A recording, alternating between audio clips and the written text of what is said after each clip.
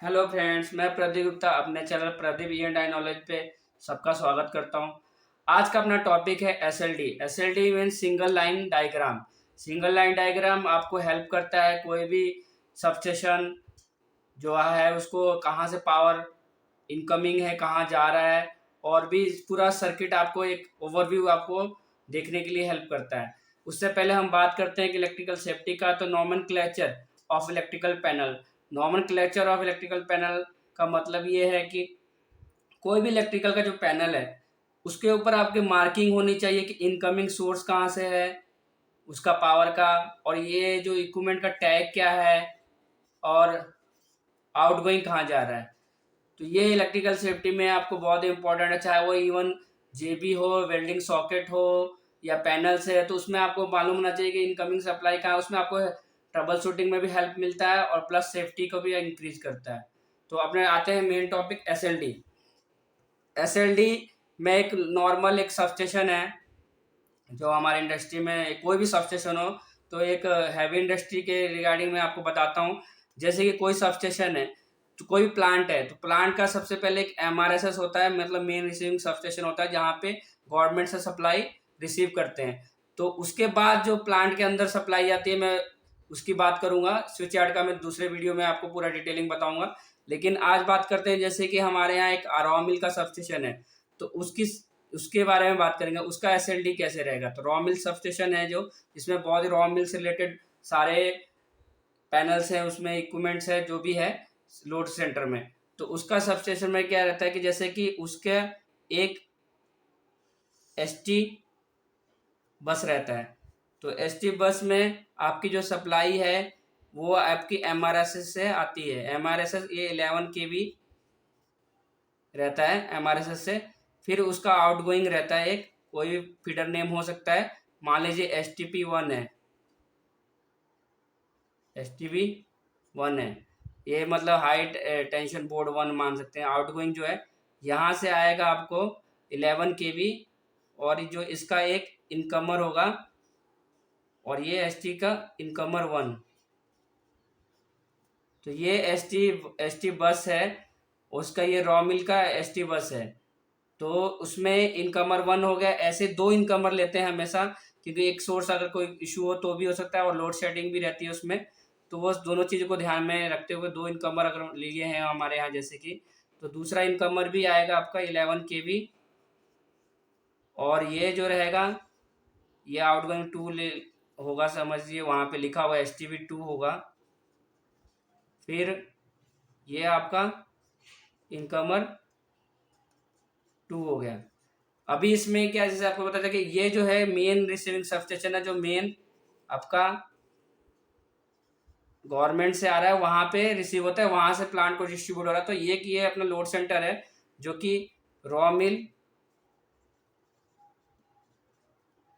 का है, रॉ मिल सबस्टेशन है।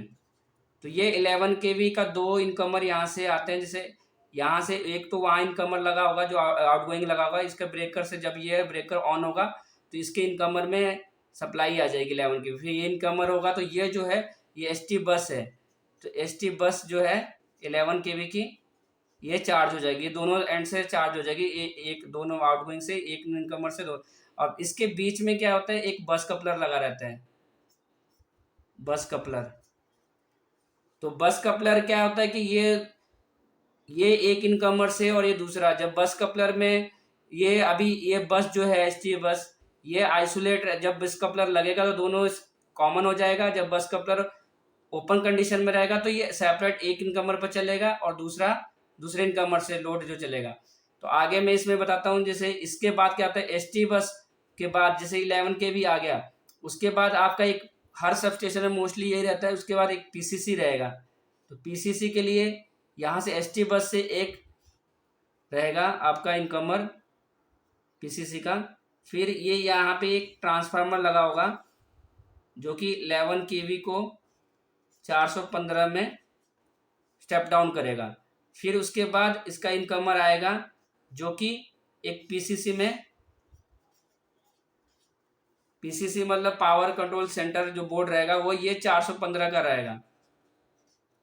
तो ये आपका जैसे एसटी बस का एक इनकमर मतलब आउटगोइंग भी बोल सकते हैं, और इसका पीसीसी का इनकमर एक ये रहा, और ये जो आपका रहेगा जो जाएगा पीसीसी के इनकमर में।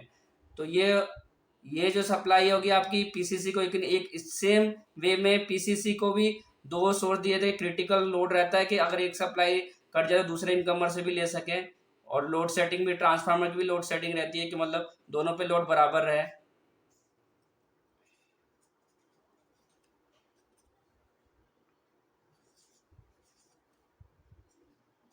इस तरह का ये आपका इनकमर 2 हो जाएगा और ये 1 हो जाएगा। ये पीसीसी का है जो 415 का है।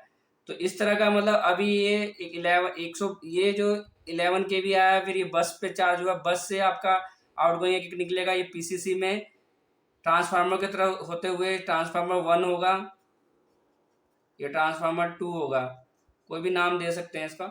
उसके बाद ये पीसीसी को चार्ज करेगा। पीसीसी जब ये 415 पूरी पीसीसी बस जो है चार्ज हो गया, उसके बाद फिर इसमें से एक इनकमर निकलेगा जो आपका एमसीसी, ये एमसीसी में जाएगा, मोटर कंट्रोल सेंटर पे जाएगा। इस तरह के बहुत सारी एमसीसी रहेंगी जो आपकी,